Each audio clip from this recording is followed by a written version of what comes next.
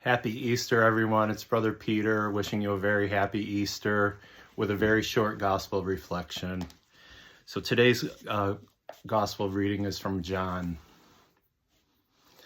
On the first day of the week, Mary of Magdala came to the tomb early in the morning, while it was still dark, and saw the stone removed from the tomb. So she ran and went to Simon Peter and to the other disciple whom Jesus loved, and told them, "They have taken the Lord from the tomb, and we don't know where they put him." So Peter and the other disciple went out and came to the tomb. They both ran, but the other disciple ran faster than Peter and arrived at the tomb first. He bent down and saw the burial cloths there, but did not go in. When Simon Peter arrived after him, he went into the tomb and saw the burial cloths there, and the cloth that had covered his head, not with the burial cloths, but rolled up in a separate place. Then the other disciple also went in, the one who had arrived at the tomb first, and he saw and believed, for they did not yet understand the scripture that he had to rise from the dead. The gospel of the Lord. That's an amazing little tale about the resurrection that's about to happen. They don't even really know that they'll be seeing Jesus again in the story. All they know is Jesus is not in the tomb, and there's something about those burial cloths. Reverend Myra said something very interesting this weekend at Spiritus, that for the master of the household to leave his napkin carefully rolled up was a sign in the ancient world that he was returning to the table.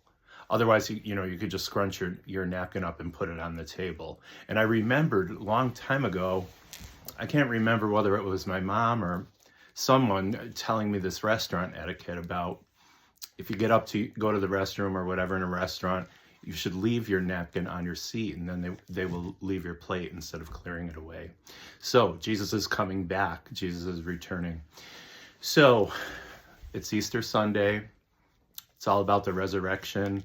We spent the whole week hearing these horrible stories about empire and torture and Jesus' crucifixion and what have you, and the betrayals of his closest friends, and all these painful stories leading up to the moment of resurrection. Now, I say all the time, you've heard me say this before, we are the resurrection.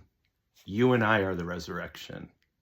So, okay, whatever happened in the tomb 2,000 years ago, the Jesus reality, that's a wonderful thing that we celebrate on Easter. But it doesn't end there. Then it's our job to continue to create resurrection. So think of all the things that you do that extend you beyond your reach into the lives and hearts of other people, the hope that you give other people, the generosity that you have, the love that you share. That is resurrection. All of those things are resurrection. Now, this whole Jesus story began with Mary, the mother of God, consenting to this commitment of having this baby. This took place in Bethlehem. Bethlehem means house of bread. So one of the Gospels that was a choice for today is the story of Emmaus.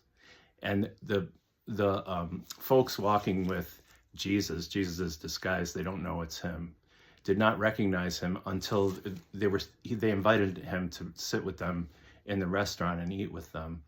And they recognized him in the breaking of the bread. So they were, the scripture, didn't our hearts burn within us when he was recounting, scriptural stuff. So we engage Jesus in scripture and in the Eucharist. So from Bethlehem to the broken bread at Emmaus, Jesus is the bread. Jesus is the bread of life. Jesus is the Prince of Peace. Peace is something that's so desperately needed in our world right now. I know that you're praying for peace. I've been praying for peace, really seriously praying for peace. When Jesus returns to the disciples, and he'll enter the room greeting them with shalom. Shalom is the deep peace. It's the deep peace that Jesus shares with them, and Jesus is the shalom. He's the peace. He's the Prince of Peace. So Jesus comes to us in the resurrection. We'll hear a little bit about it next week when we talk about Thomas. Jesus comes to us in glory. He's in these tales. He's raised in glory. However, he's wounded. He retains his wounds. So the risen Jesus of the Gospels is also the crucified Jesus. He's the wounded Jesus. He's the wounded healer. Like the Henry Nouwen book from the 60s, everybody was reading The Wounded Healer.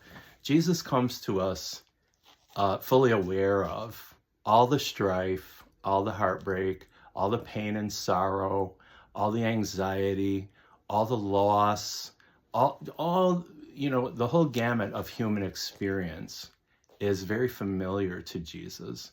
And so when he presents himself in these stories, he's communicating to us that I'm with you. I'm with you.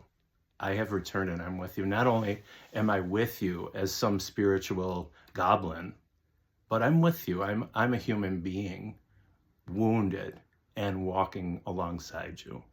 So let's also walk alongside people in love and carry that Jesus love that was the love of Mary and Joseph from the beginning of the story, all the way to the love of the friends who return to the love of mother and son John and Mary at the foot of the cross, and the friends who go to prepare Jesus for burial and inspect the tomb, and all of this continuation of love that travels through the life of Jesus into the resurrection and extends with you and me. You and I are the resurrection. So we need to get out there, do these things in love, and create resurrection. Whenever we hear about Mary later in these stories, especially in John, we're hearing about Israel. And so when Jesus from the cross offers John Mary as his mother, but offers John to Mary as son, he's joining the Jesus reality, the Jesus community, right? The early Johannine community was the early people of the way. He's conjoining the temple Jews with the Jews who are now following the Jesus movement. So we're also part of that movement. Those are our earliest roots. Let's do our best, and we're going to fail. Myself, first and foremost, I'm going to fall flat on my face every day. I'm going to do all these horrible things. I'm going to say things I shouldn't have said, do things I shouldn't have done. But then I'm going to get up, pick myself up, and I'm going to keep moving forward in faith. We have to have faith and hope. We have to have hope that better days are coming. Now, you know that I talk to people in Gaza. Can you believe that I have the audacity to tell them when they're telling me they're bombing, half a mile away from here, this is happening, that's happening? Do you believe that I have the nerve to tell those people better days are coming? And why would I say that? Why would I tell a person in that situation, better days are coming? Because I believe it. I believe it because I have hope. I have hope. So we have to internalize this Jesus, this resurrection into our hearts. That grows into the hope we have for the world. That is the seed of the love we have for the world. And when we bring that spirit into the world, we're imprinting the image of Jesus onto our fellow travelers. Now, in the story, there was something about the burial cloths that, caused them to believe. They saw and believed. When I was younger, I went on a tour. I went on a pilgrimage with the Holy Shroud Guild, and they were exposing the Shroud of Turin. And we were on this tour, scientists who researched the shroud, theologian, all these different mishmash of crazy people traveling through Italy to Turin to see the shroud. When we got to the shroud, it was kind of like going to Disney World or something. All this hype and these displays and everything.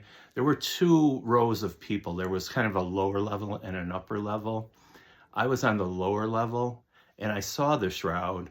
And you know that I could have cared less. I couldn't have cared less about this object. But on the upper level were these sort of elderly Spanish pilgrims, mostly women, who were so overtaken with faith in that moment.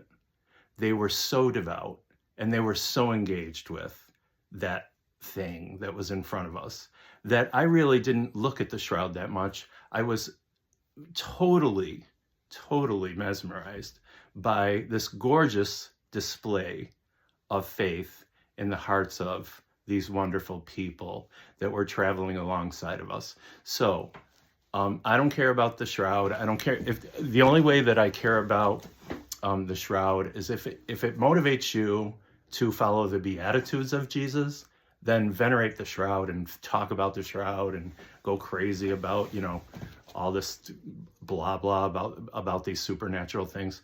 But that's not creating resurrection. The shroud was imprinted 2,000 years ago, if you believe that. Our job is to imprint the Jesus image here and now, today.